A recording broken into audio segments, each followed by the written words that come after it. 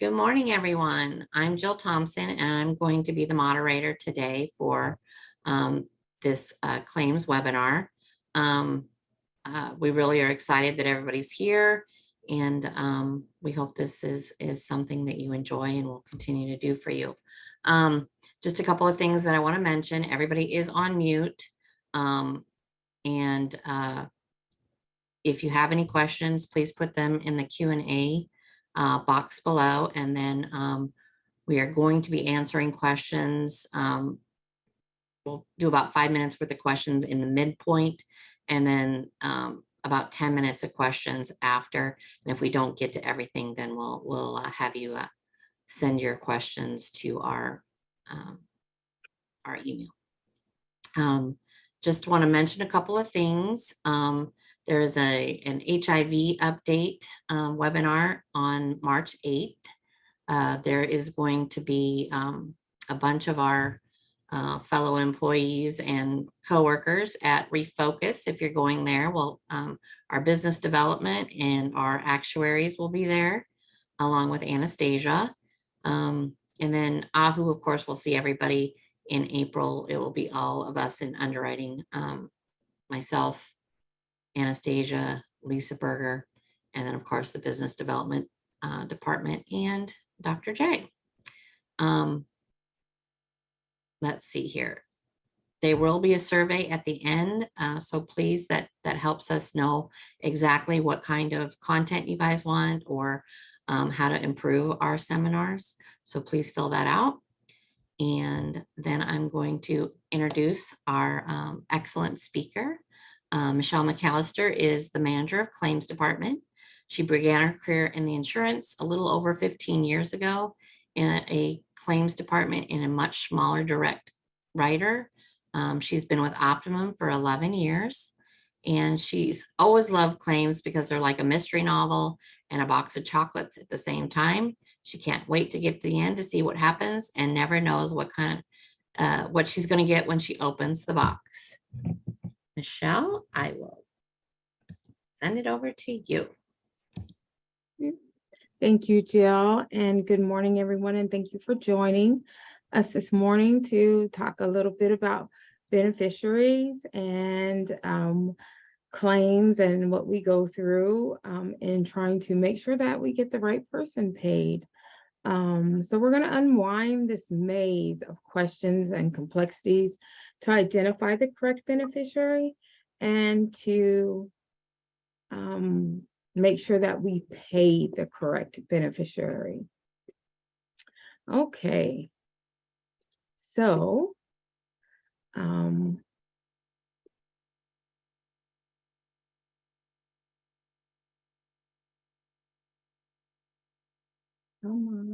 sorry, I'm having a little technical issue here. Okay, so our order of discussion is first we are going to talk about what the big deal is about the beneficiary.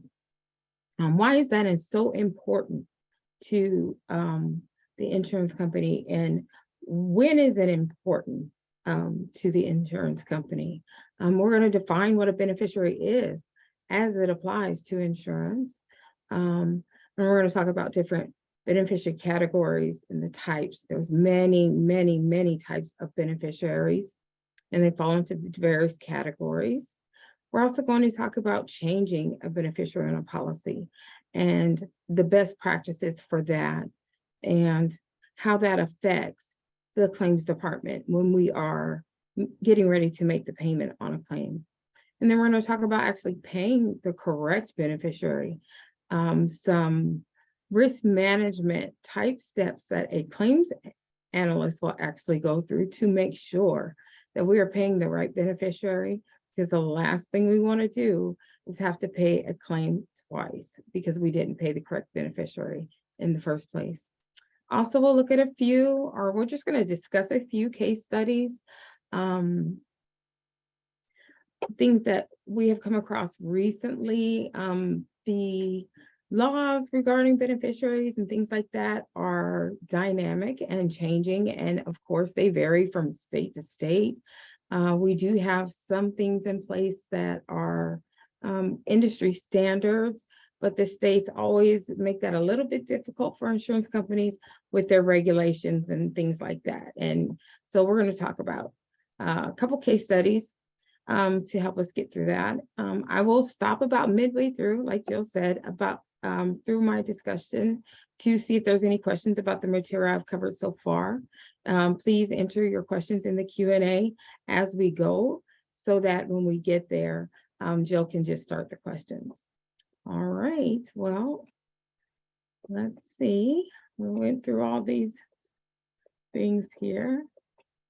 Okay, so what is the big deal about a beneficiary? Why is that so important to the insurance company? Well, the big deal about a beneficiary is when we're paying a claim, when we look at a claim, the completion of a payable death claim ends in payment of the designated beneficiary. So it's a piece of cake. It's easy, right? The person's name is usually on the application or on a beneficiary change form. We've received the claim forms from that person. We received the death certificate, so we know that the insured has passed away. We have all the proofs we need. We've done a contestable investigation, whatever needs to be done, and now it's time to pay. So we just write a check or send our wire to our new friend, the beneficiary, right? That's that. We're all done. Well, not really, not so fast. There's a lot of work that goes in between the receipt of the claim forms, actually, between the phone call of notification of the death or letter or whatever it is we receive and the actual payment to the beneficiary. There are many considerations that we make about the beneficiary. So what is a beneficiary? Dictionary.com defines a dictionary as a person designated as the recipient of funds or other property under a will, trust, insurance policy, etc., some kind of legal document. Well, in life insurance, we define the beneficiary as a person or entity the policy owner designates to receive policy proceeds upon the death of the insured. And the most important part of this and the difference between what McGann life and health insurance law says and what dictionary.com says is that there's a policy owner involved. And the owner of the policy is a person who has the right to name the beneficiary. And that becomes very important to us, who that person is and who they named. So, first riddle, why does one need to get paid when another person dies? This is a simple question for all of you claims professionals out here, but it's a very important question. Life insurance covers losses for certain people upon the death of other people. These losses can include burial expenses, debt left by the insured, living expenses for the insured survivors. There may be kids who need to go to college, kids who need to be cared for. Sometimes there is a wife or spouse that also needs to be cared for and a lifestyle maintained after the death of the insured, because without this payment of proceeds, the lifestyle of these certain close people would change significantly. And so the purchase of life insurance is done for that. Also to cover the taxes for estates. I am not privy to how much estate taxes can be, but I'm sure they can be a lot, because if you have a lot of money, of course, you've got to pay a lot of taxes. Uncle Sam wants his money. And often we have persons who purchase insurance policies just to cover those taxes so that the beneficiaries of the trust can receive all of the funds of the trust. And then another reason to get a life insurance policy is to pay off a mortgage, to help your spouse or your children, have a permanent home for them. A lot of people do this. So these are just a few of many reasons why people purchase life insurance, but these are basically the most popular reasons why to get it done. So let's start on our way through the maze. How should benefit consideration be given to who is the beneficiary of policy? Well, first things first, we talked about the policy owner. The policy owner can be the insured or a person other than the insured. It doesn't have to be a person. It can be a business. And the policy owner, just like the insured and the beneficiary, is named on the application for the policy. The policy owner has all power over who is designated as the beneficiary and how those proceeds are to be divided amongst the beneficiaries if there's more than one, or paid to the beneficiary. So the most important thing to happens with the beneficiary, happens at the very beginning. It happens on the application. It happens during underwriting. So some considerations have to be made when the beneficiary is named. First consideration, is there insurable interest? An insurable interest is the test that insurance companies do to decide if the beneficiary will suffer a financial loss upon the death of the proposed insured. So usually family members, especially a spouse, children, they are going to suffer some type of loss, especially minor children, if the husband or the father or mother, whomever, passes away and they lose that person's income. That could significantly change their lifestyle. That could change the whole course of their life, whether or not they be able to go to college, whether or not the wife is able to maintain the household and the lifestyle that they're used to. So this person has to have some type of interest in the life of the insured.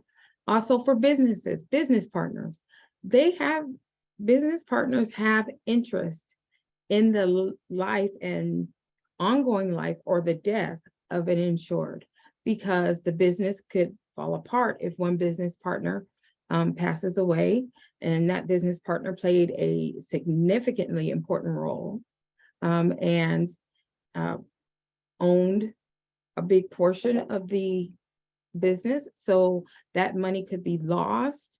The person's expertise could be lost and need to be replaced. And the funds from a life insurance policy could help to accomplish all of that. With insurable interest, some of the newer things that are coming up is on our jet issue policies or simplified issue policies at underwriting. We have artificial intelligence or business intelligence reading these applications that come through online.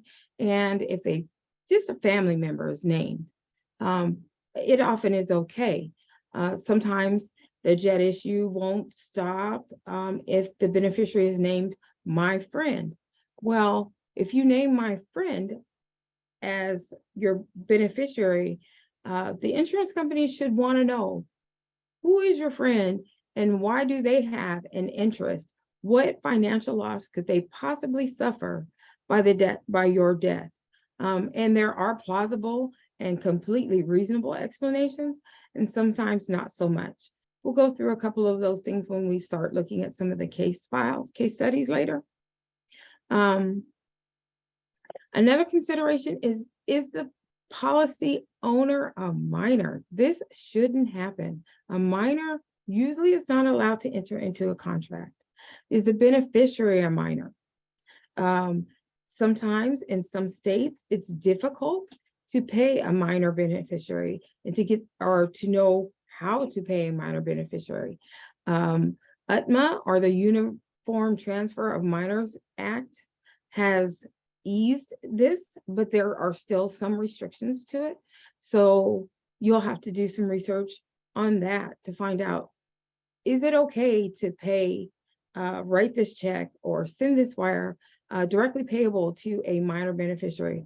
Or do I have to look for a guardian of the beneficiary? And side note, just because you're the parent of a minor does not make you their legal guardian, or even the guardian that is acceptable to the law. You have to go and apply to the court, and the court has to name mom or dad the guardian of the minor before it can be paid if UTMA can't be applied. Most of the time, luckily, UTMA can be applied when paying a minor beneficiary. Also, community property states. This presents a whole nother issue when we have spouses and ex-spouses, and when was the purchase of the policy. So these are things that need to be looked at. Another thing that needs to be looked at when we're considering who the beneficiary policy is how to pay the proceeds. Was it stated on the application? Two of the most popular ways, usually it's not stated. So, but if it is stated, two of the most popular ways that policy owners will designate is to pay it per capita, which means if there are more than one beneficiary, to pay an equal portion to each named beneficiary. And if one beneficiary predeceases the insured, that beneficiary's portion of the money is divided among the remaining beneficiaries.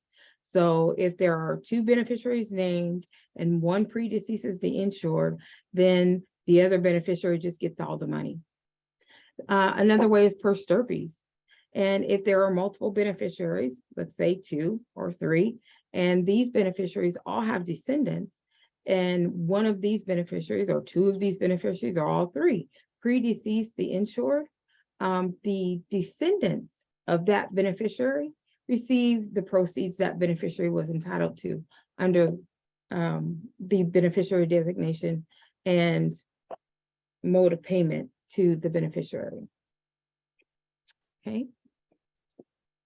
So there are many types of beneficiaries and categories. So we're going to go through these kind of quickly. And after we get through this, is probably when we'll pause for questions. So if you have questions during this part, please enter them in the Q&A. So first and foremost, what we see most often on the application is we have a place to designate a primary beneficiary, which is a person or entity named to receive the benefits upon the death of the insured, unless they're otherwise disqualified or if they are deceased. Then we have to take a look at some different things. So, and then the second thing that we see also is a contingent beneficiary. The contingent beneficiary is a person or entity who would receive the policy proceeds if the primary beneficiary has passed away, is disqualified from receiving the benefit, and they haven't predeceased the primary beneficiary. And then that gets into a whole nother issue, and many questions develop after that. We have revocable and irrevocable beneficiaries. This is usually a very intentional and purposeful naming of a beneficiary. Revocable, if it is not specified on an application that the beneficiary designation is revocable, irrevocable, I'm sorry, it usually means that it's revocable or it can be changed. The vast majority of beneficiary designations can be changed at any time by the policy owner. An irrevocable beneficiary, on the other hand, is an absolute beneficiary. And this is an intentional naming of a beneficiary and designating the type of beneficiary for many different reasons. The policy owner cannot make a change to the beneficiary without the permission of this beneficiary. Okay, and then we have a creditor, donees. A creditor beneficiary is a beneficiary named, it's usually a company, to because the policy was set up or taken out to pay off some type of debt, a mortgage, maybe a loan, a personal loan was put in. A life insurance policy is used as collateral to make sure that the creditor gets their money back if the insured passes away. A donee beneficiary receives the proceeds from the policy owner as a gift. And most beneficiary designations are donee which means there are no taxes involved, things like that. Some of the laws, since when I first started paying claims, have changed, where now we have to give consideration to child support. And we have to look that up in a child support database for the state in which the beneficiary resides. Make sure they don't have any outstanding child support. And if they do, the state may get paid rather than the named beneficiary. We have heirs and issues. Heirs are the person who inherit the property of the deceased person that dies intestate or without a valid will. Heirs normally go in this order. You have the spouse, you have the children, the parents of the insured, and then the siblings of the insured. And depending on who's still alive, when the insured has passed away, if there's no named beneficiary or no named beneficiary that is still alive, it will be paid to their heirs. This can also be designated on the application to pay heirs. And oftentimes, people used to do that a while ago in insurance. More often now, insurance companies require specification of who is to be paid, because it's easier for the insurance company to keep themselves out of any ambiguous situations if the heirs are just named beneficiaries. We also have issues, which are all lineal descendants of a person: children, grandchildren, great children, and so on. And this becomes problematic for an insurance company if you have to locate all of these people because they weren't specifically named. So again, the most important thing at the application time is to be specific about who you want your beneficiary to be, and make sure that beneficiary does have insurable interests. We have trusts. Trusts are a legal remedy which establishes a person or corporation or some type of separate legal entity as the executor of a trust of the insurance assets and property. And life insurance is considered property, so it falls under the purview of a trust. And the person or corporation governing the trust is known as a trustee. And it is very important to know who the trustee is and how many there are. And do the trustees have to be in agreement, or is one able to operate without the other?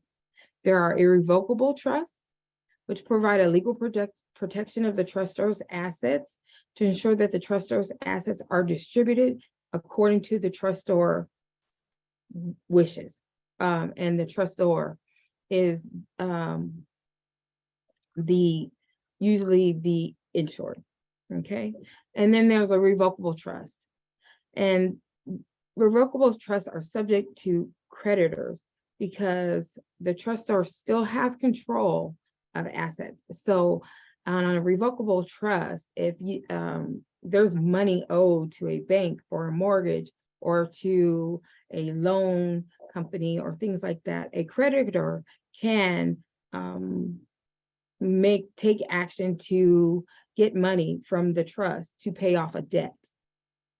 Okay. We have very many different types of trusts. These are 3 trusts that we are most likely to see, and we have a living trust or inter vivo trust, which takes effect during the lifetime of an insured; a testamentary trust, which is established by the will of an insured, and this takes effect at the death of an insured, and these are the ones we see the most. And then we have a voluntary trust, which is an informal trust created by the terms of a beneficiary designation in the insurance contract. The designation names the trustee who will receive the policy proceeds.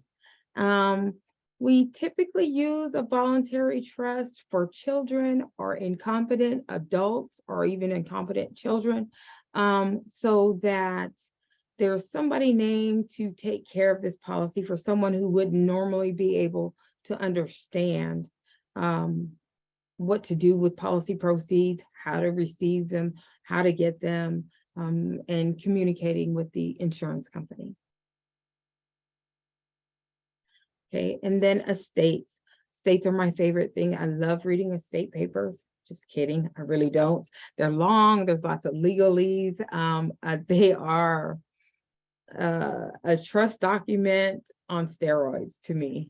But all the money and the property owned by a particular person is what's called an estate. And estates usually have an executor who puts the actions of that, the terms of that estate into, they put the wants, of the person of that estate into action. This person will settle the estate, and the executor must be validated by the court during a probate proceeding. An administrator is a person who is appointed by the court to settle the estate of a person who died without naming someone to execute the distribution of their properties. So this is a common occurrence at an insurance company. You'll get a call and the estate is named as the beneficiary of the policy, and the person never went and established, the insured never went and established a will. So often what insurance companies will do is advise this person that's calling, well, we don't have a named beneficiary, or the named beneficiary is in a state, someone will have to be as appointed as a state. If the policy and the person's property value is small enough, you can do a small estate affidavit. If it's over a certain amount in various states, you may have to go and get legal representation to establish the estate and the administrator. So very much easier if an an executor of the estate is named for the insurance policy, tells us, pay the estate and name the executor of the estate, and everything is taken care of before the insured dies and gets done as the insured wishes, and piece of cake. When they die intestate or without a will, the court has to get involved to find a legally competent person who should reasonably be the executor of the deceased estate. Okay, and then we have custodianship, which is a legal arrangement in which one person or corporation is appointed to be responsible to hold and administer property on behalf of another person. Again, this usually happens with children, or sometimes the children of the deceased can be adults, and the insured wants the children to receive the money at a specific time. So a custodian will be appointed to make sure that whatever monies need to be paid out at whatever specific time, make sure that gets executed and done at those times that are established. There are different types of beneficiary classes. And a class is just a general group of persons. The most common beneficiary classes we see, again, these are more specific, but we rather have a name, is wife, husband, spouse, fiance, children, things like that. Children is pretty easy. Wife, difficult if the insured has been married and divorced several times and since the policy was taken out. And especially if we have community property estates involved, we have to find out who that belongs to. And it's a vague description of the relationship of the insured rather than a specific person. Again, we're looking for that specific person and that specific person's insurable interest on the death of the insured. Children of the insured, this can be better because usually people know who the children of the insured are, but we may or may not know who all of the children of the insured are, or there may be questions about if this person is a child of the insured. So this can sometimes create a burden on the insurance company because we'll have to do some investigating to find first, maybe find all of the children if they're not all known. And then sometimes we have to establish that this person that claims they are a child is or really isn't a child of the insured. And that can be difficult. And there is a legal remedy that insurance companies tend to like turn over responsibility for, called a interpleader, where we make the courts decide, can you figure out who these people are and who should be paid and who shouldn't when they are children, or these vague described beneficiaries that, as a wife or husband, and there may be several wives or husbands since the policy was taken out, and community property estates involved. So it's easier for the insurance just to turn that over to what's called an interplead process. They paid the claim proceeds out to a court and let the court decide who to pay it to.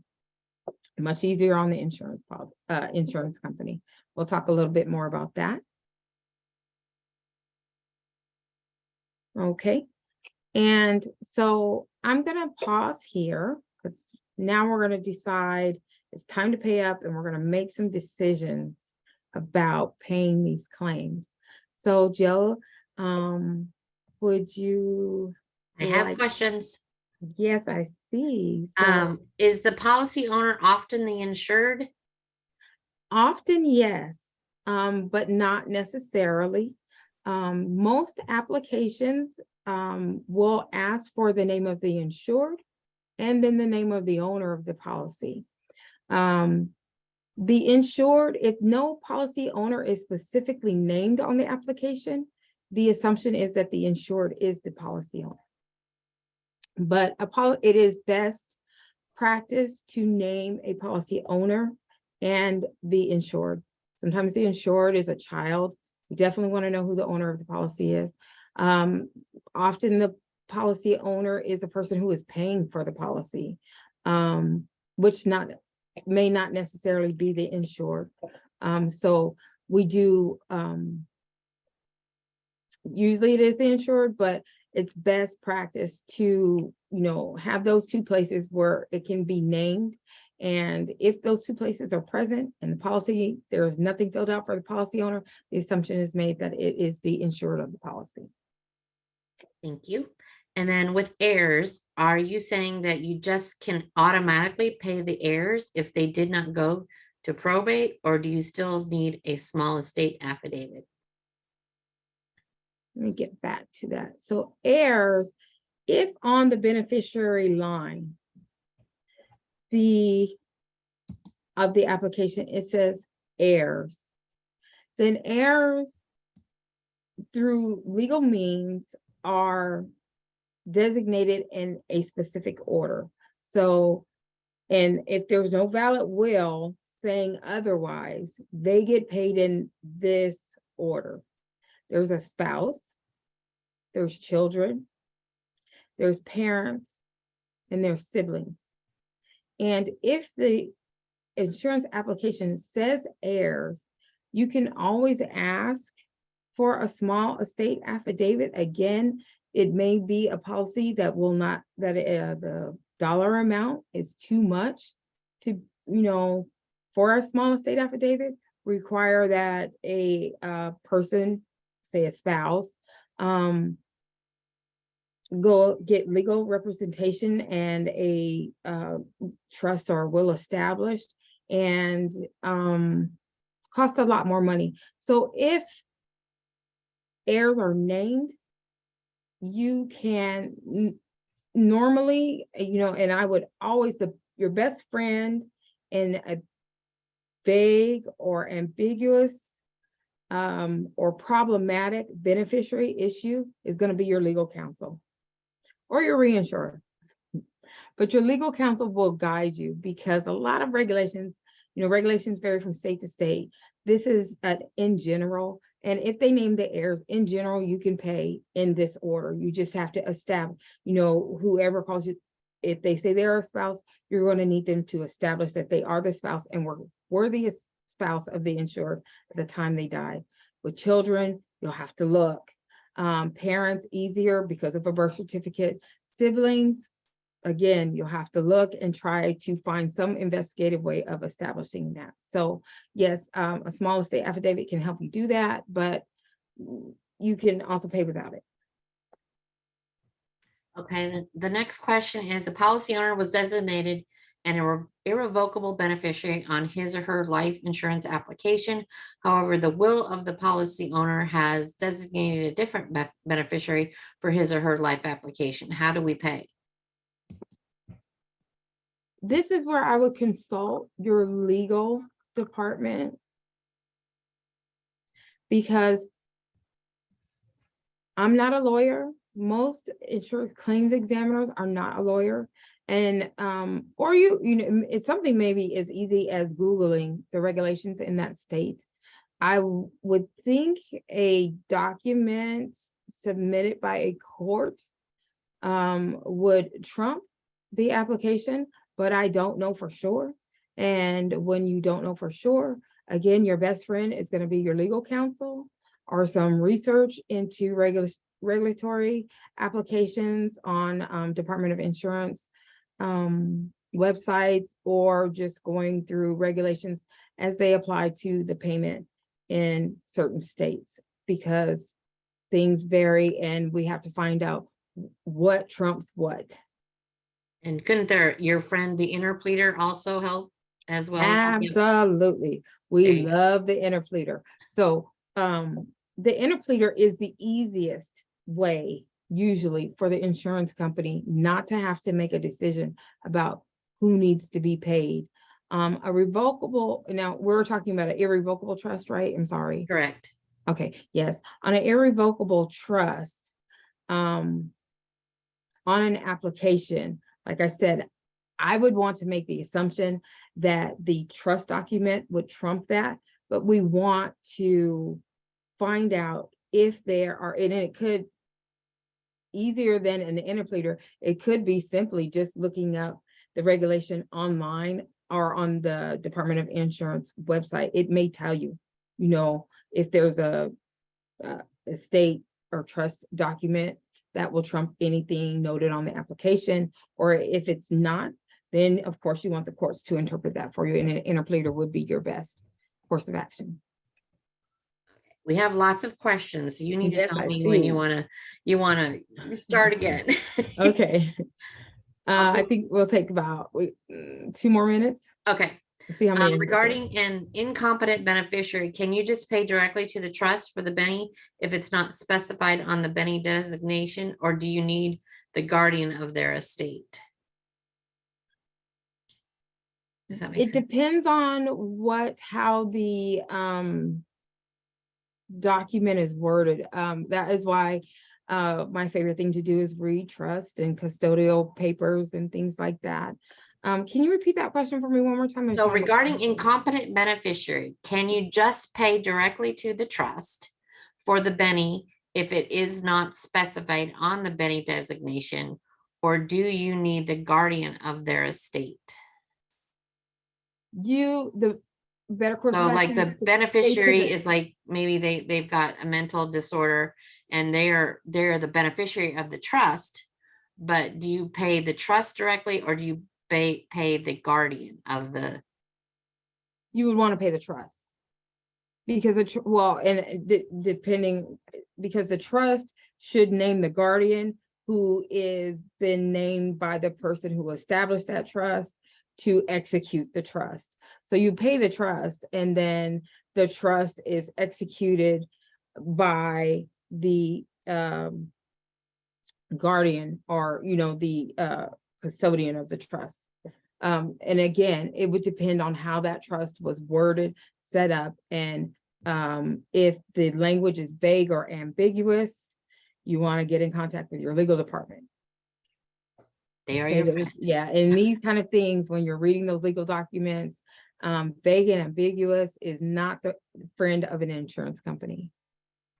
And the next question is, can you recommend a company that searches for beneficiaries outside the US outside of the US, I believe LexisNexis can do that. I apologize, I don't have very much information on that. So if whoever submitted that question could send that to me in Info US.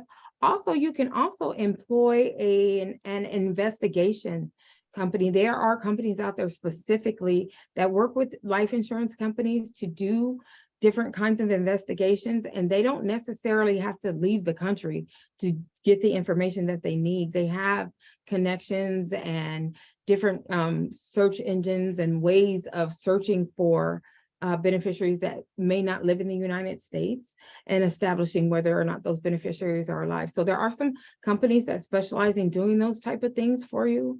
And there may be some programs. We don't use LexisNexis a lot here at Optimum Re Insurance. And the last time I saw it, seemed like there was a lot of information in there and about you and your relatives and where your relatives are. So that may be a way of locating them. But I would say the investigation companies that you can hire, and like I said, if you need the name of a few of them, whoever asked this question, I'd be more than happy to provide you with a few. They probably would be your best bet. It's usually something they can do right from their desk and doesn't take very long and isn't going to be too expensive because they're not making flights and things like that. Any other questions? And then one more. Can you, oh, no, that one's answered. In case of a contingent beneficiary, do they receive the primary's beneficiary's proceeds or just the percentage? If not, does the proceeds go to the state as in non-claim funds?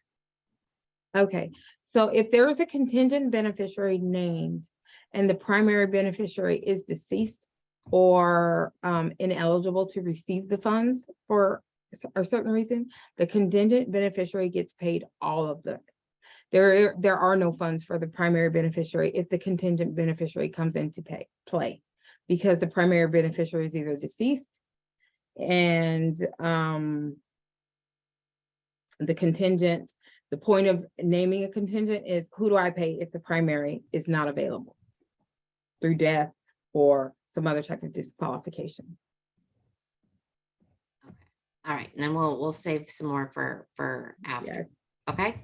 Okay. Thanks. You're welcome. Thank you. And thank you for your questions. Those were very good questions.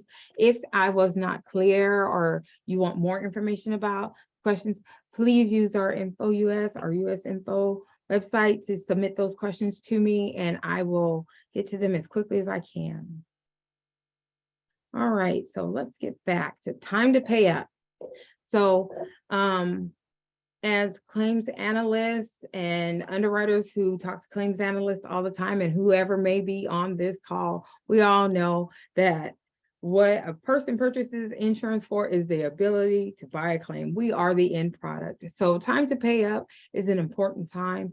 And also time to pay up for a claims examiner is a time to make sure that everything that needs to be in place is in place and everything is correct and in order before we let the money fly out of the door. One of my favorite sayings is in the claims department, we hold on to the church's money and we need to be very careful with the church's money. Okay, that's just my way of, when I'm training, making people know how important it is for us to establish, put everything together, put all the pieces of the puzzle together to make sure that we're paying the right person. In the reinsurance, we like to help our clients make sure that they are paying the right person, because we don't want our clients don't want to find themselves with a competing beneficiary and possibly having to pay proceeds twice. So there are several things for the analyst to consider when determining who is the correct beneficiary.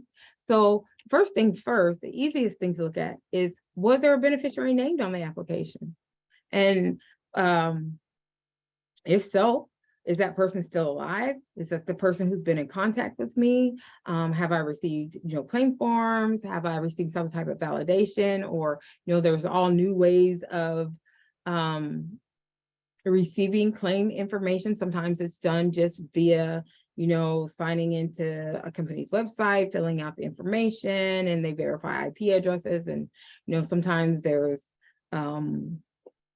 the documents sent out, and we need signatures back, things like that. So if there's a beneficiary named in the application, easy peasy, best way, and that person has not predeceased the insured, easiest way for us to pay policy.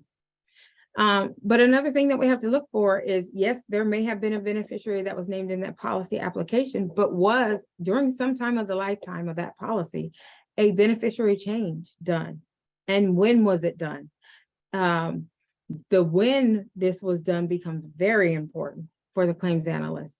Was it done at a time when the insured may have been sick, incapacitated, and not understanding what was happening? Was it done without the knowledge of the policy owner or insured? And was it done and signed and received in the office, before the death of the insured? That can become a problematic questions too. All of these things need to be taken into account when we're looking at when it's time to pay. Another thing is the living status of the named beneficiary. Is he or she still alive? And if not, who gets paid? If the beneficiary predeceases the insured, normally the insured's estate would be the beneficiary. If the, I'm just make sure I have this in the right order. If the insured dies before the beneficiary, but the beneficiary dies before the claim can be paid, then the beneficiary's estate is the recipient of the fund. So timing, things like that, all those things come into play. And we'll talk about that a little bit more later. And then, has the beneficiary been named? Believe it or not, we receive a lot of applications where there's no beneficiary named. And the insurance company will have several people calling, claiming that they are the proper recipient of the proceeds. And you have to decide, I have no named beneficiary, who should I pay? Normally the estate of the insured or the estate of the property owner. The property owner and their estate always gets paid before the insured's estate. And also, is that property owner still alive? Can we just pay the property owner? Excuse me, the policy owner, same property. Can we just pay the policy owner? Or does the policy owner dead, and did they predecease the insured? Things like that. So a no-name beneficiary is very problematic for the insurance company. And it is good to have some basic established procedures for doing this. There are some laws that will guide you through that. Again, your legal department, your legal counsel will be your best friend in these situations. Also, an interpleader is never a bad option. An interpleader is used more for competing beneficiaries. When you have no name beneficiary, you may not even have a beneficiary or anyone coming forth to compete. So all depends on the situation. Claims is a box of chocolates, always has been, and I think it always will be. You never know what you're going to get, and I hardly ever see two exactly the same. Okay, so common problems that can be encountered when determining who to be paid. Again, the vague and ambiguous naming of a beneficiary. My friend. Well, who's your friend? And why do they have insurable interest? A divorce and remarriage. Each state has laws that apply to this. Community property states are very specific about this. Actually, most states are very specific about what happens to a spouse that becomes an ex-spouse and there's no new beneficiary named. And what if that insured remarries? Is the current spouse now the beneficiary? Or if the ex-spouse's name is still on the application, is the ex-spouse entitled to the benefits? So that can become a problem. There are good guidelines if any of you the companies are members of the ACLI or the ICA. They have good guidance on their websites on how to handle these situations. They give case law, and they give you the regulation that applies state by state, and usually very good way to just guide you right through how to take care of that. Competing beneficiaries. This is where you really want to, if you have a competing beneficiary and it is not perfectly clear who should be paid, you want to go ahead and get an interpleader involved. You want to file the interpleader case with the court, pay the court the proceeds, and let the courts decide. That takes all of the liability off the insurance company and will prevent having to pay a claim twice. Questionable insurance interest of the beneficiary. At claim time, there's not a lot we can do. One of the things that I didn't mention about insurable interest is that after a policy goes through issuance, we look at insurable interest, and underwriters out there, you can attest to this. We look at insurable interest at the time of the application. Sometimes with the JET issue and simplified issue, we're not really looking. There may be some, like I said, business intelligence or artificial intelligence used to pick up keywords and reject the application and have it looked at. If there is someone who does not appear like on the face of it to have an insurable interest in the insured to death, like a spouse. Sometimes children don't necessarily have an insurable interest on the lives of their parents if they're adults. Parents not always necessarily have insurable interest. Most of the time, family members don't get questioned a lot, but we can question them. But nieces, nephews, uncles, aunts, they're family members, but why do they have insurable interest? These things should be questioned. Even on JET issues and simplified issues where an insurance may or may not be looking at that application directly, you'll still want to look into that, especially, and for claims examiners, the underwriters may not see it if they're not seeing those JET issue applications all the time, but definitely your claims examiners, you'll start to see that. And if you see a pattern of a lot of nieces and nephews and things like that, that can be indicative of some really complex problems and systemic problems at a company that the company may not be aware of. So always be sure to look at questionable insurable interest and note patterns if the application is one that's not being looked at by an underwriter at the time of application.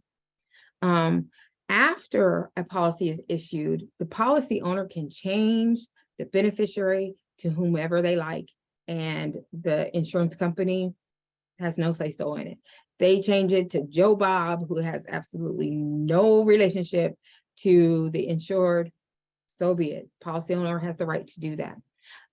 Now, in California, recently, or I guess rather recently in California, the policy owner or the insured, whoever fills out the application, can name whomever they want to as the beneficiary of the policy. And California is a community property state. So if there's a spouse involved, that can become problematic because the spouse say, well, they got the policy with money that we had acquired together, so I have a right to the proceeds of the policy. And California law states that the owner of the policy, which is the insured, can name whomever they want to, and if the spouse disagrees, maybe so what? Again, your legal counsel will want to get involved, or you want to set that over and send it over for interplead and let the court decide, because those are California laws, and let California work it out. Community property states for the reasons of marriage, and joint ownership of property, and life insurance being considered property. Community property states you need to consider the spouse when the policy was purchased, with what monies were they purchased, things like that. Take a look at that. Incomplete beneficiary changes. Is there a date? When I was on the seating side, that was one of the most common errors we would see, is there would be a beneficiary change and no date. So, or there may be 2 or 3, and one didn't have a date, and if it wasn't noted in our system when it was received, highly advised to be very particular about that process. Sometimes that's not a claims examiner who is processing that beneficiary change. It's the customer service department or policy processing. And you want to put some procedures in place to make sure that the beneficiary change is complete. It doesn't have just the first name of a person. It names the whole person, because there could be several Calvins in a person's family. And which Calvin is it? I'm trying to think of a few things that I haven't seen. These are my case studies.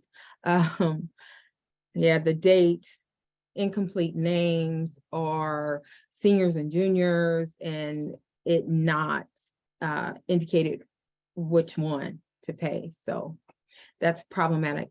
The death of the insured versus the death of the beneficiary. Who predeceased whom and who should be paid? So let's talk about a few what to do's and how to's. So for no name beneficiary, in most cases, the policy owner or the estate of the policy owner is paid.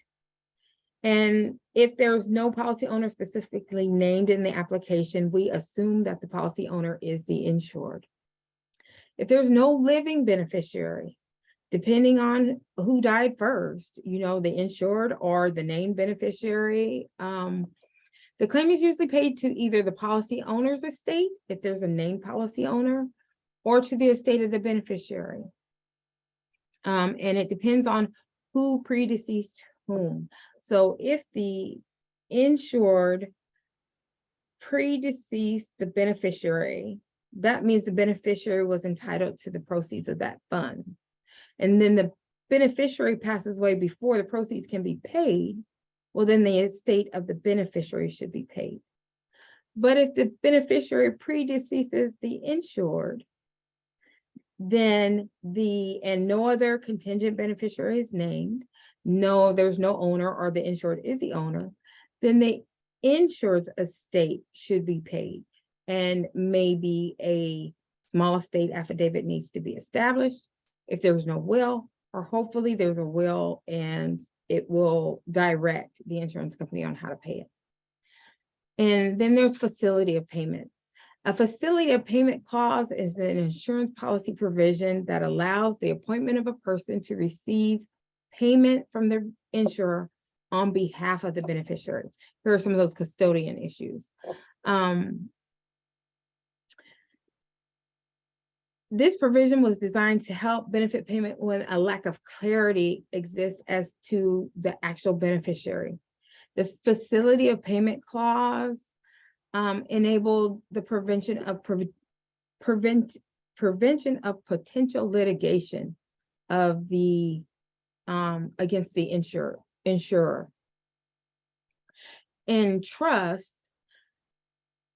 law, the facility of payment is a trust provision allowing a person who owes money to an incapacitated trust beneficiary to discharge the debt by paying the sum owed to the custodial trustee. Okay, so that there are some things that insurance companies write into the provisions of the policy to help them mitigate these beneficiary issue problems. Okay, paying estates and trusts. Again, my favorite documents to read in the whole world. I love all the legal language in them. And I'm just trying to get to who do I need to pay? So normally the payment is issued to the person named as the executor or administrator of the estate, or it'll stay paid to John Doe as administrator of the estate of Jane Doe. And then when it's paid like that, the onus of making sure that that gets into the right hands or right account is put on usually the financial institution where the money is deposited. But the claims analyst does have the responsibility to obtain proper documentation showing who is authorized to execute or administer the estate, and that you are speaking with and dealing with that proper person. In paying trusts, the analyst, again, needs to obtain copies of the trust documents. And payment is usually made to the named person as the person that's, named as the trustee of the named trust. John as trustee of the John Trust, dated 12/12, and the onus is on the bank to make sure that that gets deposited into the correct type of account, because banks have laws that apply to trusts as well. Usually there has to be a bank account established for the trust. The analyst must obtain letters of appointment of an estate. Again, appointment of if there's a small state affidavit needed because of a vague and ambiguous name, or an estate named and no real will in place. And proof of a qualified trustee, and proof that the trust has control of the life insurance proceeds. This is something that, in my joy of reading trust and estate documents, is one of the first things I go looking for is this particular life insurance listed in this trust or estate documentation? Because it could be in a different documentation under a different trust, and you want to make sure that what you have in front of you gives you the authorization to do what it says to do. For some trusts, there's a time limit on when the trust is allowed to collect the proceeds for the policy. And also some trusts must go through probate proceedings. So you have to wait for the court to finish saying, okay, yes, this trust is valid and can be executed, and there's an executor or trustee designated, and we can go forward now. The validation process can make it difficult and tie up a claim, but it is something that must be done, because again, you want to prevent any type of legal action against your company because we don't have proper documentation of who we should have paid, and you certainly don't want to pay twice. So the simultaneous death of an insured and the beneficiary. This is something we rarely think about, but it happens quite often. Car accidents, airplane accidents, couples are often together, whole families are often together on a vacation and can be in the same car, on the same plane, or, sometimes we have the murder-suicide, and it's difficult to decide who died first, so whose estate needs to be paid. So there's a Uniform Simultaneous Death Act that was authored by the National Conference of Commissioners on the Uniform State Laws. This conference is very helpful to insurance companies in deciding things like who to pay. And this act stipulates that in the event that an insured and the beneficiary die at the same time, let's say a car accident, the assumption is made that the insured outlived the beneficiary. And this would make the proceeds payable to either the contingent beneficiary or to the insured if the insured is the owner, or the owner or the owner's estate. No benefits are payable to the estate of the beneficiary unless there is proof that the beneficiary survived even a second longer than the insured did. Analysts also need to be aware if the policy contains a survivorship clause, which may require that the beneficiary survive the insured for a specified amount of time. It may be a day or 90 days in order for the proceeds to be paid to the estate of the beneficiary rather than to the estate of the owner or insured. So here we are with the incompetent beneficiaries. So first things first, the insurer must be put on notice that the beneficiary of a policy is incompetent. We don't know that information. And most of the time, if a person a person may not always be incompetent, something may have happened, or if they were from the start, the insurer may not have been made aware and simply issue a check to an incompetent person. We have to be put, and if we weren't put on notice not to do that because of the incompetency issue, then we have done our due diligence. Usually a guardian is appointed by the court to handle the affairs, financial and otherwise, of an incompetent person. And there's documentation of this, and that can be submitted to the insurance company. And this documentation will tell you how to pay it. Do you pay it to the trust of the incompetent person, or do you pay it directly to the custodian? If it doesn't, and it's vague and ambiguous, you may want to consult, like I said, the regulatory statutes of the state via the Department of Insurance websites, or the ACLI or the ICA. If you're members of those organizations, they're very helpful. It's difficult for people who aren't lawyers like myself to get on and you can find the regulation, but can I interpret what the regulation means and how to apply it? Not always. So paying minor beneficiaries. So a custodianship arrangement can be established by the court to facilitate the payment of policy proceeds to a minor beneficiary. Again, there will be documentation involved. UTMA, or the Universal Transfer to Minors Act, is legislation that was put into place for the transfer of property. And since life insurance is property, it made it very easy for insurance companies to say, okay, yes, this person may be a minor, but I can go ahead and write the check to the minor, and the UTMA laws will take care of, who should be in charge of these proceeds.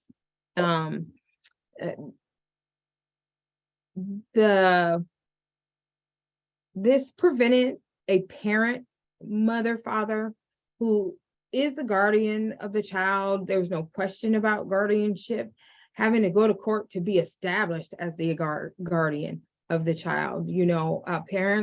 As parents, we just assume I'm your parent, I'm taking care of you, I'm your guardian.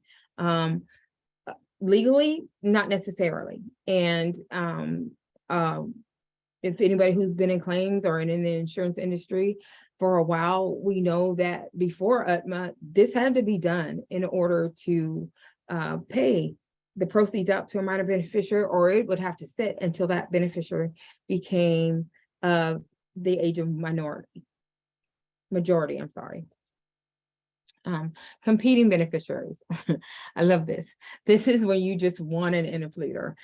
Competing beneficiaries are difficult to say and complicated, to say the least. Competing beneficiaries tend to show up when there are large dollar amounts involved, and you'll definitely want the courts to decide that. But competing beneficiaries will show up for a $2,000 policy as well. You'll have children saying that, hey, this person was just a caregiver. My mom or dad only know this person for 2 or 3 years, and she shouldn't get the money, and there was a beneficiary change, and I think she signed it. So now you have these competing beneficiaries. We don't know what's true, what's not true. We weren't there when things took place. If we don't have proof positive that the insured is the person that signed this change of beneficiary form, best practice is to go ahead and interplead the case. If, especially if there is a significant amount of money involved, you don't want to be responsible for one beneficiary suing another, and then suing the insurance company, and you having to pay a claim twice because you paid it out to the incorrect benefit, or the court disagreed with who you paid out the first time. Disqualified beneficiaries. A divorce can do this. There are clear laws about this. Usually a divorce decree is a good document to ask for, to see if the policy at hand is named in the divorce decree, and if one of the divorcees should still be paid or not be paid. Some states negate the naming of an ex-spouse upon the divorce, unless otherwise stipulated in a divorce decree. So if it isn't stipulated, it would go to the estate of the insured or a contingent beneficiary. So you'll want to get a divorce decree, and you'll also want to look at the regulations of that state. The ACLI has a great chart that just kind of puts it in order for you. Slayer cases. So very good case I had not too long ago. If the beneficiary is found to be responsible for the intentional death of the insured, he or she cannot profit from their felonious activity, and therefore they're not eligible. These laws may not apply if the murder was in self-defense or an accidental or involuntary manslaughter. You'd have to take a look at the case documentation, the state regulations, consult with your legal counsel if you're not sure. But it's just an out and out, I murdered my husband because I was mad at him, and now, or because I wanted to collect his insurance policy proceeds. That person is disqualified from receiving those proceeds for their felonious activity, and the contingent beneficiary should be paid, or the estate of the insured or the policy owner. Sad to say, we do see those cases quite a bit. I don't know, most of my fellow claims analysts here at Optimum Re are true crime aficionados, because our cases that we read tend to read like a true crime story script. Okay, so yeah, as I said, in some cases, the completion of a divorce terminates the ex-spouse as the beneficiary of the policy, unless the divorce decree specifically states that that shouldn't happen. And in Slayer cases, you want to look at, was the death, was it an accidental murder? The person just, I don't know, accidentally shoot the person, they were cleaning the gun and forgot to take the bullet out, or, was it in self-defense? Was the person, thought their life was in danger because they were, the insured was attacking them and they shot them and happened to be the beneficiary of the policy. This is typical for spouses, can happen, and depending on what the court decides, can dictate how the insurance company should proceed. And policy assignments, an absolute assignment transfers all rights. It's irrevocable. It is assigned to that company or entity, usually assigned this way as a gift to a person or to another entity. A collateral assignment is usually when a company, credit company, something like that, has arranged to use the life insurance as a way to make sure that a loan or a debt is paid off in the event that the insured passes away. Mortgage protection policies, the credit card protection policies that you get offered when you get your credit cards, things like that. Those are collateral assignments. So a beneficiary sometimes can assign all or part of the proceeds to an assignee after the death of insured. This is the case in funeral homes.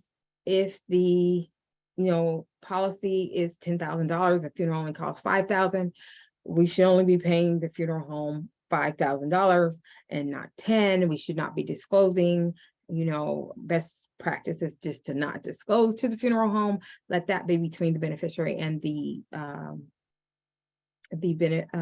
funeral home, and we'll pay whatever paper is signed by the beneficiary, the amount of that, and the remaining to the beneficiary or beneficiaries, or however it's decided. So I did my case studies kind of in the middle of the presentation, giving you examples of the things that we've seen, both on the ceding and as the reinsurer. So in conclusion, I want to be respectful of everybody's time and give opportunity for a couple more questions here at the end. So in conclusion, as with every part of the claims adjudication process, verification of the beneficiary can be a complicated process. Claims is a puzzle, and it is a puzzle that comes in pieces that we have to put together and make sure that they're all there and they all fit properly before we pay out. So it's not only important to make sure that the correct amount is paid, but that we pay the correct party and that we pay the correct party the correct amount if there are multiple parties involved. Any vague and ambiguity, you want to use your legal remedies to those to help you get through the process. As I said, your legal counsel, if you have in-house legal counsel, is your best friend in cases with beneficiary issues. You have the ICA. If you're a member company, you have access to their website and their law committee reports. That's excellent information. The ACLI, American Council of Life Insurers, that is also an excellent resource for you. The Department of Insurances are excellent resources. So you'll want to do as much investigating as you would on anything else to make for your beneficiary, to make sure that you're paying the right beneficiary, the right amount, and at the right time, depending on what you have in front of you. So I thank everyone, and I'll take a few more questions here. Again, want to be respectful of everybody's time. We have about 10 minutes left, but I'm going to take about 5 more minutes of questions, and then I will answer any questions left through email from our US info or info.us@optimumre.com. It's on our website, and I will answer those questions for you and get back to you. It's info.us@optimumre.com. Thank you. I did put it in the chat, so okay, people good. could just copy it and then they have it. Okay, good, because I always get it backwards. I always have to go look myself. Is it info US or US info?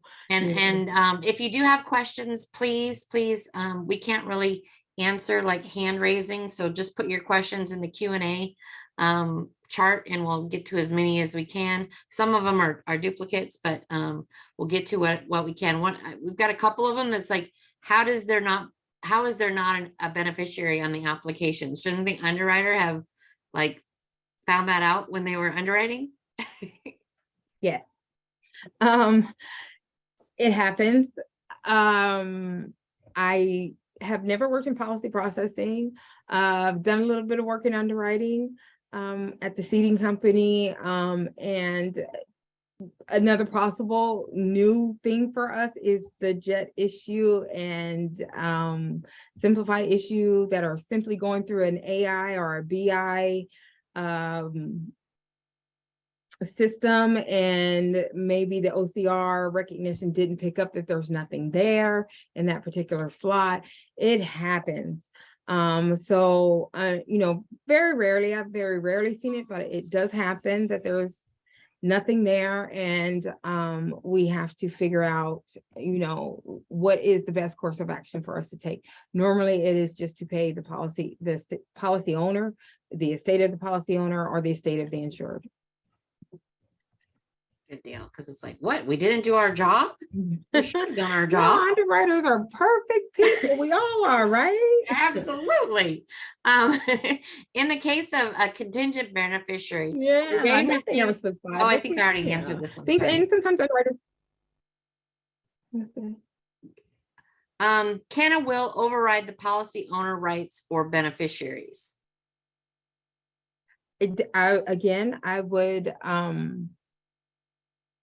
I would want to consult with either my legal advisor or find out some information about the laws of that particular state, because in some states, I would assume the will would trump the application, but the application is a legal contract.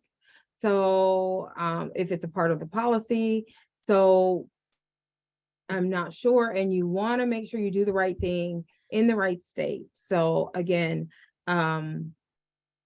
you want to see if, just simply consulting with your legal counsel may answer that question for you, or you may be able to find the regulation on the ICA website. Again, I highly recommend, if you're not a member organization, become one. They have lots of valuable information. The ACLI can help you with things like that. Because you want to make sure that you're doing the right thing for that state. Okay, and then what might be the approach when a third party or the estate representatives come forward to challenge the beneficiary designation, believing that they are or should be the beneficiary? An interpleader. There you go.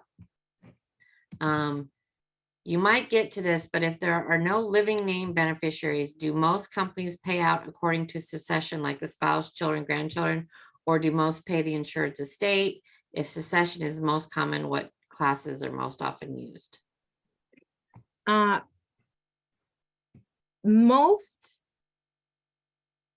see the most claims when, if there's a question, it gets paid to the estate of the insured. And somebody has to be then established by a court to be the executor or minister of that estate.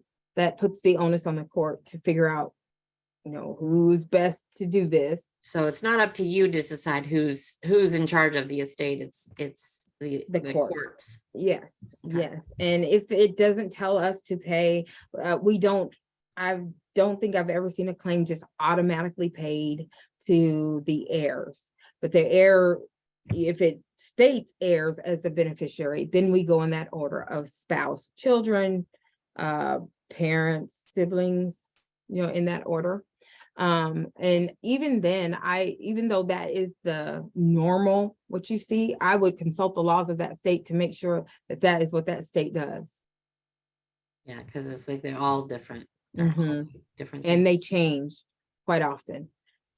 What happens with beneficiaries who live in a different country other than the US? As long as you're able to verify, you may want to do a little bit more consulting or, investigating to make sure that beneficiary is who they say they are. But nothing, we pay, we pay in US dollars, because if that's the currency the policy was issued in, or if the policy was issued in Bahamian dollars and the person happens to live in the US, we pay Bahamian dollars and let them take care of the transfer at their bank. Not much. It happens if they happen to live in a foreign country, as long as, you're able to establish that that's the beneficiary of the policy and that's who you're dealing with. Okay. And you mentioned a voluntary trust is used in cases where there is a minor beneficiary. Is this a better means to pay a minor than someone obtaining guardianship of the property of a minor? The voluntary trust is established during the lifetime, usually is established during the lifetime of the insured. So it's just, helps make sure that the insured's wishes are carried out. So can you say the question again? I just want to make sure I answer it right. Okay, I'm sorry. Okay. I just want to make sure I got the end part of that right. Okay. Basically, is a trust better than someone paying like a guardianship or a property of a minor? You mentioned a voluntary trust is used in cases where there is a minor beneficiary. Is this a better means to pay a minor than someone obtaining a guardianship of the property of a minor? It's usually easier because the guardianship is usually, most of the time, people, like I said, people don't know that guardianship has to be established. If it does have to be established in that state, and it takes up time after the insured has passed away. And so the voluntary trust established up front, takes care of all that gets submitted with the claim forms. Everything's in order and the claim can be paid faster. Gotcha. And let's see, does the interest on the death benefit start after 30 days or from the date of death to time of payment? That is regulated by the state. The ACLI, again, has a beautiful chart on when interest begins to be payable and how much interest is and how to calculate the interest, depending on, when it is payable. Highly recommend, and I'm sure most companies have that information somewhere, because we have to know when and how to pay interest. It can be also dictated by the policy provisions. So yeah, most definitely you'll want to, excuse me, I'm sorry. Most definitely you'll want to consult with your policy or in those cases. Okay. Well, I think that's about all the questions because we've tried to take them all down, but if you guys have any that we haven't answered, please email them to info.us@optimumre.com. It's in the chat if you just want to copy it. I want to thank everybody for coming, and I also want to thank Michelle. She did an excellent job, and she, claims is always interesting from the claims perspective, claims examiners, but also from the underwriters, because we want to make sure that we make their jobs as easy as possible. So if we do our jobs correctly, hopefully they'll have a much easier time. We appreciate all of you underwriters, because claims can't do our job without your knowledge either, so I think it's a symbiotic relationship, and thank you all for attending as well. Absolutely. Just a reminder, there's going to be a survey. Please fill that out. That helps us a bunch. And don't forget, next month we'll have another webinar on the 8th going through HIV updates. Thank you, everybody. Have a good afternoon. Bye. Bye.